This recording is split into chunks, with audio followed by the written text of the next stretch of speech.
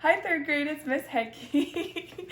I'm back with another read aloud. The book we're going to read today is called Chrysanthemum, and I picked this book because it's about a little girl who starts to feel a little insecure about herself when she goes to school and some other kids make fun of her. But along the way, she learns that it's perfectly okay to be herself.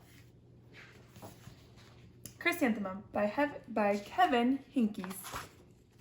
The day she was born was the happiest day of her parents' life. "She's perfect," said her mother. "Absolutely," said her father. And she was. She was absolutely perfect. "Her name must be everything she is," said her mother. "Her name must be absolutely perfect," said her father. And it was. Chrysanthemum. Her parents named her Chrysanthemum. Chrysanthemum grew and grew and grew, and when she was old enough to appreciate it, Chrysanthemum loved her name. I love my name. She loved the way it sounded when her mother woke her up. She loved the way it sounded when her father called her for dinner. And she loved the way it sounded when she whispered it to herself in the bathroom mirror. Chrysanthemum, chrysanthemum, chrysanthemum. Chrysanthemum loved the way her name looked when it was written with ink on an envelope. She loved the way it looked when it was written with icing on her birthday cake. And she loved the way it looked when she wrote it herself with her fat orange crayon. Chrysanthemum, chrysanthemum, chrysanthemum. Chrysanthemum thought her name was absolutely perfect. And then she started school. On her first day, Chrysanthemum wore her sunniest dress and her brightest smile. She ran all the way. "Hooray!" said Chrysanthemum. "School!" But when Mrs. Chud took roll call, everybody giggled upon hearing Chrysanthemum's name. Mrs.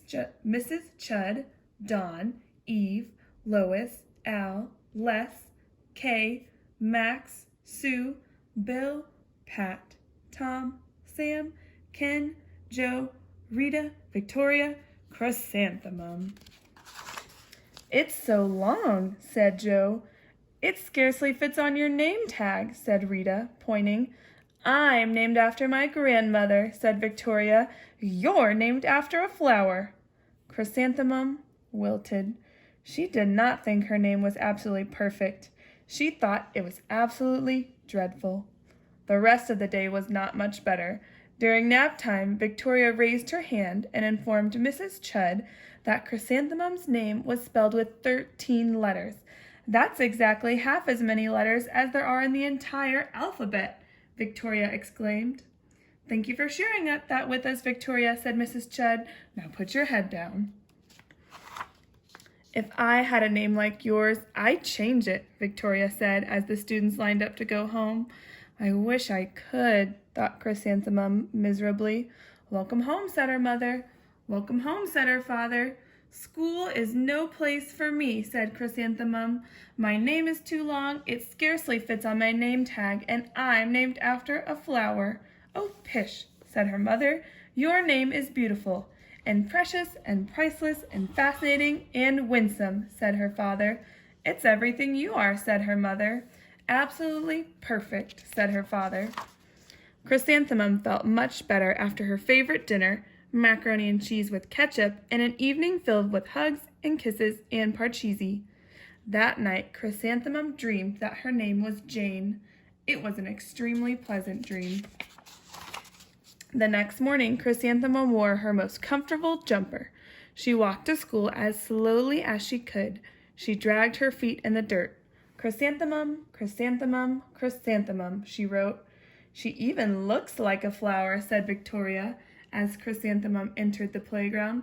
"Let's pick her," said Rita, pointing. "Let's smell her," said Joe. Chrysanthemum wilted. She did not think her name was absolutely perfect. She thought it was absolutely dreadful. The rest of the day was not much better. During nap time, Victoria raised her hand and said, "A chrysanthemum is a flower. It lives in a garden with worms and other dirty things." "Thank you for sharing that with us, Victoria," said Mrs. Chud. "Now put your head down." "I just cannot believe your name," Victoria said as the students lined up to go home. "Neither can I," thought Chrysanthemum miserably. "Welcome home," said her mother. "Welcome home," said her father. "School is no place for me," said said Chrysanthemum. "They said I even look like a flower. They pretended to pick me and smell me." "Oh, pish," said her mother. "They're just jealous, and envious, and begrudging, and discontented, and jaundiced," said her father. "Who wouldn't be jealous of a name like yours?" said her mother. "After all, it's absolutely perfect," said her father.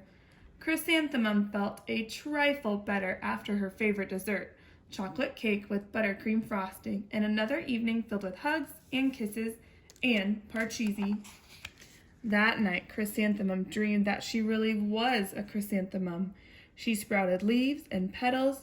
Victoria picked her and plucked the leaves and petals one by one until there was nothing left but a scrawny stem. It was the worst nightmare of Chrysanthemum's life.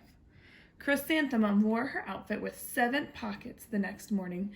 She loaded the pockets with her most prized possessions and her good luck charms. Chrysanthemum took the longest route possible to school. She stopped and stared at each and every flower. "Chrysanthemum, chrysanthemum, chrysanthemum," the flowers seemed to say. That morning, the students were introduced to Miss Twinkle, the music teacher. Her voice was like something out of a dream, as was everything else about her. The students were speechless. They thought Mrs. Twinkle was an indescribable wonder. They went out of their way to make a nice impression. Mrs. Twinkle led the students in scales. Then she assigned roles for the class musical. Victoria was chosen as the dainty fairy queen. Rita was chosen as the spiffy butterfly princess. Jo was chosen as the all-important pixie messenger, and Chrysanthemum was chosen as a daisy. "Chrysanthemum's a daisy, chrysanthemum's a daisy," Jo, Rita, and Victoria chanted, thinking it was wildly funny. Chrysanthemum wilted. She did not think her name was absolutely perfect. She thought it was absolutely dreadful. "What's so humorous?" asked Mrs. Twinkle. "Chrysanthemum," was the answer. "Her name is so long," said Jo. "It scarcely fits on her name tag," said Rita, pointing. "I'm named after my grandmother," said Victoria. "She's named after a flower." "My name is long," said Mrs. Twinkle. "It is?" said Jo. "My name would scarcely fit on a name tag," said Mrs. Twinkle. "It would," said Rita, pointing. "And," said Mrs. Twinkle, "I'm named after a flower, too." "You are?" said Victoria. "Yes," said Mrs. Twinkle. "My name is Delphinium, Delphinium Twinkle, and if my baby is a girl, I'm considering Chrysanthemum as a name. I think it's absolutely perfect." Chrysanthemum could scarcely believe her ears. She blushed, she beamed, she bloomed. Chrysanthemum, chrysanthemum, chrysanthemum. Jo, Rita, and Victoria looked at Chrysanthemum longingly. "Call me Marigold," said Jo. "I'm Carnation," said Rita, pointing. "My name is Lily of the Valley," said Victoria. Chrysanthemum did not think her name was absolutely perfect. She knew it. Epilogue. Overall, the class musical was a huge success. Chrysanthemum was absolutely perfect as a daisy. Victoria made the only mistake. She completely forgot her lines as the dainty fairy queen. Chrysanthemum thought it was wildly funny, and she giggled throughout the entire Dance of the Flowers. Eventually, Mrs. Twinkle gave birth to a healthy baby girl, and of course, she named her Chrysanthemum. The end.